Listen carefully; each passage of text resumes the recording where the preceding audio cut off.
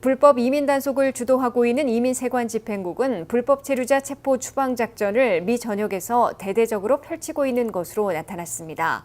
최근 캘리포니아와 플로리다의 식당들과 농장 등 불법 취업자들이 많은 곳을 급습하고 있고 법원 등에서도 집단 체포하며 하루 체포자들이 약 1,600명으로 급증하기 시작한 것으로 밝혔습니다. 한면택 기자가 보도합니다. 트럼프 행정부가 오퍼레이션 애트라지로 명명한 무차별 불법 체류자 체포 추방 작전을 미 전역에서 대대적으로 펼치고 있습니다.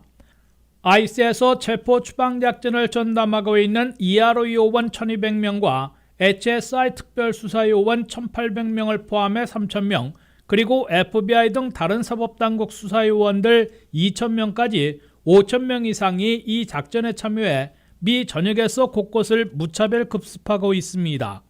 샌디에고에서는 방탄복에 중무장한 HSI 요원들이 연막탄까지 터뜨리며 시내 식당들을 급습해 지역 주민들의 격한 항의를 받았습니다. 플로리다에서는 건설 현장을 덮쳐 불법 취업자 100명 이상을 체포했습니다. 미 전역에서 민감지역으로 지정됐던 법원 복도에서 기다렸다가 추방재판 등을 위해 법정에 출두했던 외국인들을 집단 연행하는 모습도 보였습니다. 이민 단속을 주도하고 있는 아이스 이민세관 집행국의 토드 라이언스 국장 대행은 의회 보고에서 지난 5월 28일 보스턴에서 1,500명을 체포한 것을 비롯해 최근에는 하루 평균 체포자들을 평균 1,600명까지 급증시켰다고 밝혔습니다.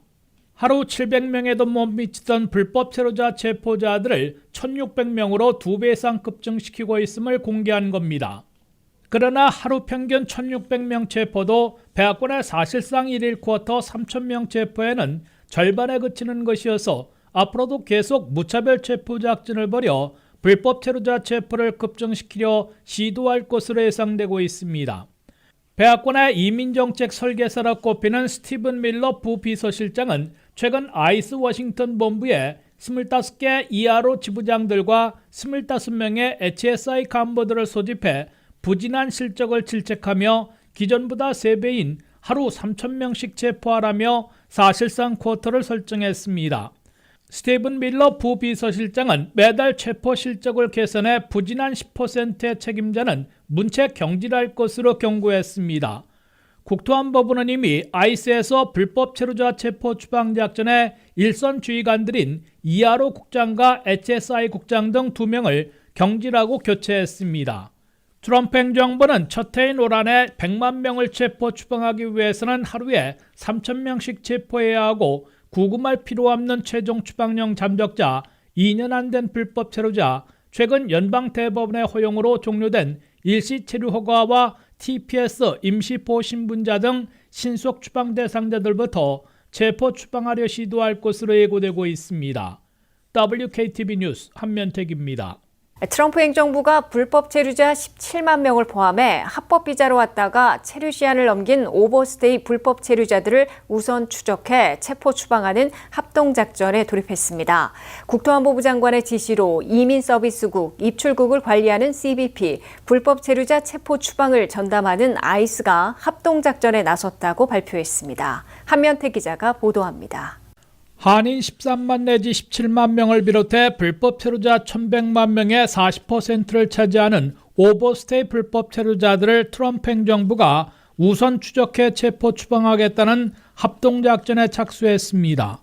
오버스테이 불법 체류자들은 국경을 넘은 미입국자들과는 달리 처음에는 합법 비자로 미국에 왔다가 허용된 체류 시한을 넘겨 눌러앉은 경우를 말하며 한인 불법 체류자들은 거의 대부분 오버스테이로 분류됩니다.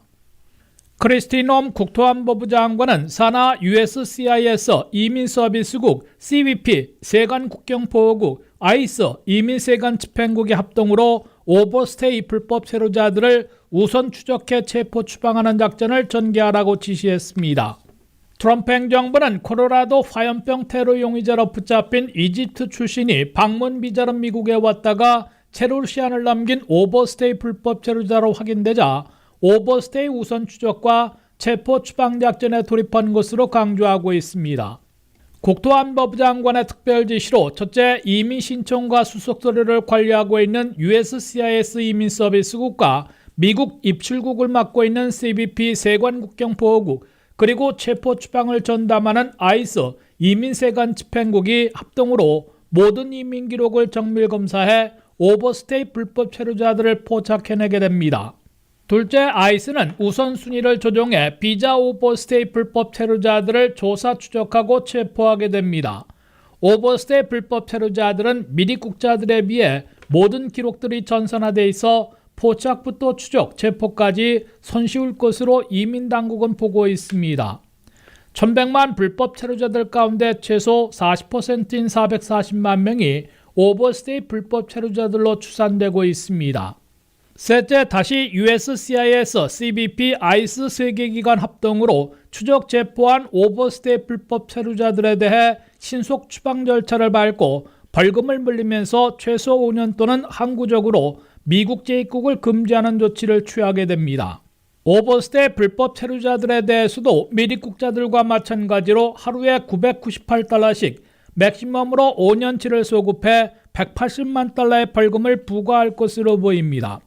넷째, 미국 입출국과 오버스테이를 즉각 포착할 수 있는 US 엔트리 액세스 시스템을 보안 강화하고 한국 등 비자 면제국들에 대해 오버스테이 비율을 적용하는 등 연계 조치를 취하기로 했습니다. 국토안보부의 최신인 2022년도 엔트리 엑싯 오버스테이 청내 보고서에 따르면 한 해에 미국 방문자들 중에서 3.67%인 85만 4천 명이 체류 시한을 넘겼고 그중 79만 5천 명이 미국에 눌러앉은 것으로 집계됐습니다. 한인들의 경우 방문자 3,120명, 유학생 1,040명, 기타 취업자 446명 등 4,606명이 체류 시한을 넘겼고 그중에 방문자 2,138명, 유학생 657명, 취업자 304명 등 3,100명이 미국에 눌러앉은 것으로 추정됐습니다. WKTV 뉴스 한면택입니다. 불법 체류자 체포 추방 작전에 적극 동참하고 있는 주 지역들은 플로리다, 텍사스, 조지아, 노스캐롤라이나, 버지니아인 것으로 나타났습니다. 이들 주 지역들은 각 사법기관들이 연방이민세관집행국과 287G 프로그램 협약을 맺고 불법 이민 단속에 적극 참여하고 있습니다. 트럼프 행정부의 최대 불법 체류자 체포 추방 작전에는 역시 공화당 우세 지역에서 가장 적극적으로 시행하고 있습니다. 각 지역의 경찰과 보안관, 고속도로 순찰대, 교도소 등 사법기관들은 국토안보부 산하 ICE 이민세관집행국과 287G 프로그램에 참여한다는 협약을 맺어야 불법 이민 단속에 참여할 수 있습니다. ICE에 따르면 트럼프 행정부 출범 이후 287G 협약이 대폭 늘어나 6월 초 현재 629개 사법기관들이 불법 이민 단속에 동참하고 있습니다. 지역별로 보면 초강경 이민 정책을 채택한 플로리다에서 295개 사법기관들이 287G 협약을 맺고 불법 이민 단속을 벌이고 있습니다. 플로리다에서는 지역경찰과 셰리프 보안관은 물론 고속도로 순찰대까지 불법 체류자들을 체포하고 있습니다. 불법 체류자들이 플로리다에 진입하는 순간 형사범죄로 처벌받을 수 있으며 운전 중 고속도로 순찰대에 걸리면 이민신분을 조회당해 체포될 수 있는 상황입니다.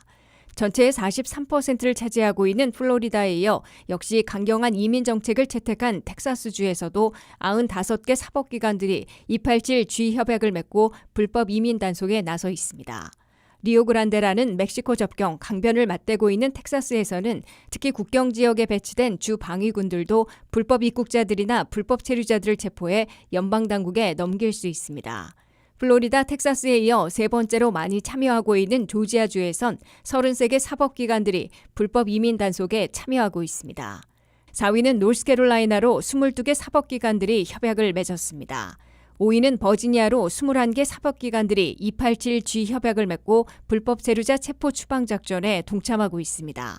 버지니아는 워싱턴 DC와 인접한 북버지니아에 이민자들이 대거 몰려 살고 있기 때문에 지역 경찰이나 보안관 등이 불법 이민 단속에 동참하지 않고 반대로 불법 이민자 보호에 나선 피난처 지역으로 꼽히고 있습니다. 반면 버지니아 남부로 내려갈수록 보수 지역이어서 불법 이민 단속에 적극 나서고 있습니다. 이에 비해 캘리포니아, 서부 워싱턴주, 오레건, 일리노이, 뉴저지 등 불법 이민 단속에 참여하고 있는 지역 사법기관들이 전무한 것으로 나타났습니다. 뉴욕은 6개 사법기관들이 협약을 맺고 불법 이민 단속에 동참하고 있습니다.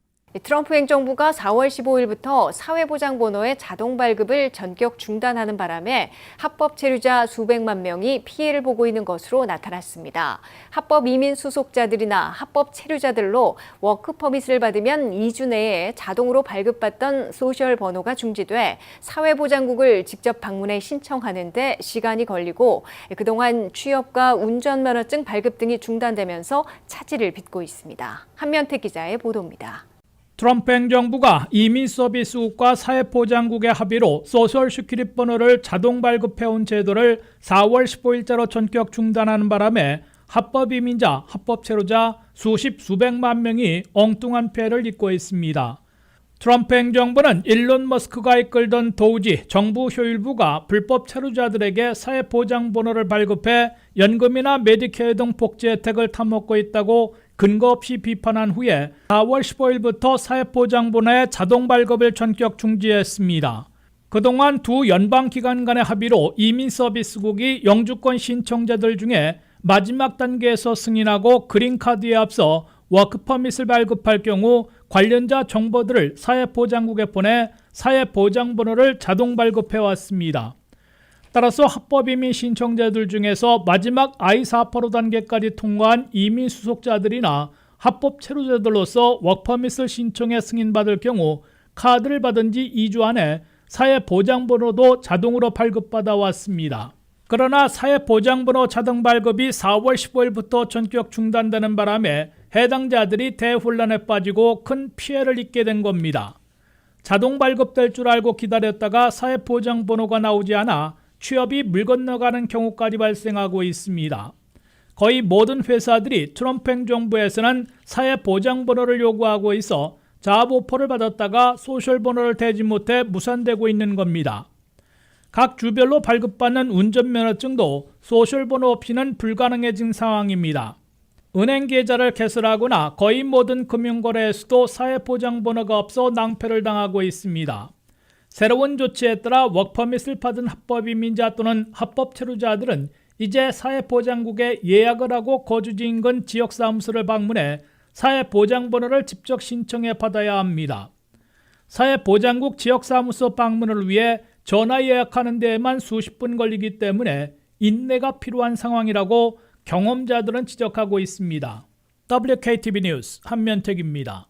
공화당의 크고 아름다운 BBB 법안이 시행되면 부양자녀 1인당 $2,000인 차일드 텍스 크레딧을 4년간 올리게 되고 저소득층일 경우 1인당 $1,700까지 환급받을 수 있게 됩니다. 하지만 부모 중 한 명이 소셜 번호가 없는 부양자녀들일 경우에는 부양자녀 세제 혜택과 복지 혜택을 전면 금지토록 규정하고 있습니다. 공화당이 연방하원에서 통과시키고 상원에서 처리하고 있는 크고 아름다운 BBB 법안이 시행되면 부양자녀 1인당 $2,000인 CTC, 즉 차일드 텍스 크레딧을 2025년부터 2028년까지 4년간 올리게 됩니다. 또한 소득세를 내지 못할 정도로 저소득층일 경우 1인당 $1,700까지 환급받을 수 있게 됩니다. 그러나 수혜 자격에 새로운 금지 대상이 생기게 됩니다. BBB 법안은 부모들 중 한 명이라도 사회보장 번호가 없으면 그 부양자녀들은 CTC, 차일드 텍스 크레딧을 받을 수 없게 금지됩니다. 이른바 혼합가정에서는 부모들 가운데 한 명은 합법 신분으로 사회보장 번호를 갖고 있으나 한 명은 불법 체류자이거나 합법 거주민이라 할지라도 사회보장 번호가 없는 경우가 있습니다. 이 법이 시행되면 부모 중 한 명이 사회보장 번호가 없어 차일드 텍스 크레딧을 받지 못할 미성년 부양자녀들이 450만 명인 것으로 브루킹스 연구소는 추산했습니다. 이들 450만 명의 부양자녀들은 주로 미국에서 태어난 시민권자들이거나 영주권자로 나타났습니다.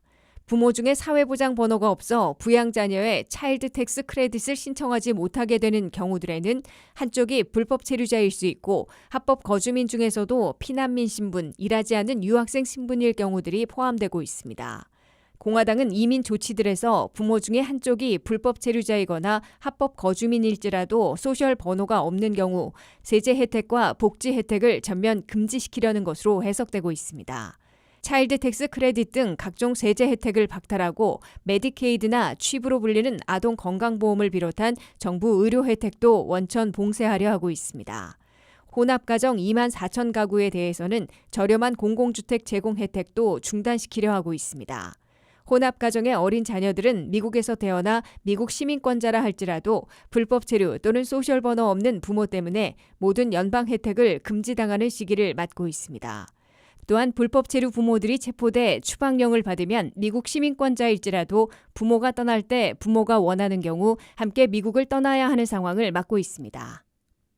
이 트럼프 행정부가 하버드 대학에 새로 입학하려는 신입 유학 연수생의 등록과 미국 입국을 6개월 동안 중단하는 조치에 나섰습니다. 재학 중인 유학생들에 대해서도 조사해 비자 취소 여부를 결정하기로 했습니다. 도널드 트럼프 대통령은 하버드 대학에 새로 유학 또는 연수 오려는 외국인들의 등록과 미국 입국을 6개월간 중지하는 포고문에 서명해 발효시켰습니다. 트럼프 대통령의 포고문으로 4일부터 하버드 대학에 새로 입학하거나 연수하려는 외국 유학 연수생들은 유학 교환 방문 프로그램인 SEVP를 통한 등록을 할 수 없고 결국 하버드 대학 유학 연수 목적으로는 미국 입국을 할 수 없게 됐습니다. 트럼프 포고문은 하버드 대학은 유학생들의 비행과 범죄를 제대로 보고하지도 감찰하지도 않고 있어 미국에 해를 끼치는 외국인들의 입국을 금지할 수 있도록 규정한 1952년의 이민법에 따라 이 같은 조치를 취한다고 지적했습니다. 하버드 대학은 반유대주의를 조사하는 트럼프 행정부 태스크포스가 학생들의 입학 정보와 교직원 채용, 외국의 기부금 내역 등의 정보를 요구하자 수정헌법 1조를 위반한 위헌이자 정치적 보복 행위이고 유학생들을 추방하려는 의도라며 강하게 거부하고 있습니다. 트럼프 대통령의 포고문은 하버드 대학 신입 유학 연수생 등록을 6개월간 중지한다고 설정했으나 얼마든지 연장할 수 있어 더 길어질 수도 있을 것으로 보입니다.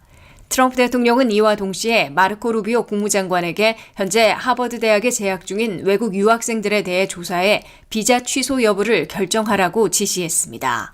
현재 하버드 대학에는 외국 유학생들이 6,800명 재학하고 있어 전체의 27%를 차지하고 있습니다. 트럼프 행정부는 이에 앞서 지난달에는 외국 출신 유학 연수생들이 반드시 등록해야 하는 SEVP 프로그램에 하버드 대학의 참여와 등록 허가권을 취소해 신입생들은 물론 재학생들도 전학하도록 압박하는 조치를 취했다가 연방 법원에서 제동이 걸려 있습니다.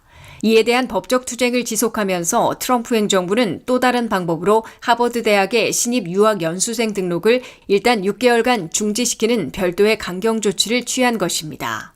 트럼프 행정부는 또 하버드 재학생들에 대한 일제 조사에서 반미 또는 반유태, 친팔레스타인, 친하마스 운동에 앞장서온 유학 연수생들을 찾아내 비자를 취소하게 될 것으로 예고하고 있습니다. 하버드 대학은 어떠한 탄압과 압박에도 굴하지 않고 트럼프 행정부와 법적 투쟁을 비롯해 전면전을 치를 태세를 보이고 있습니다. 트럼프 대통령이 이란과 예멘, 하이티 등 12개국 출신국들에 대해 미국 입국 금지령을 내렸고 쿠바와 베네수엘라 등 7개국에 대해선 부분 금지령을 발동했습니다.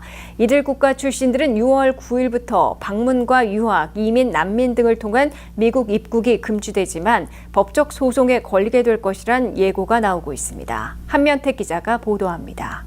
도널드 트럼프 대통령이 1기 때와 비슷한 미국 입국 금지령을 발동했습니다.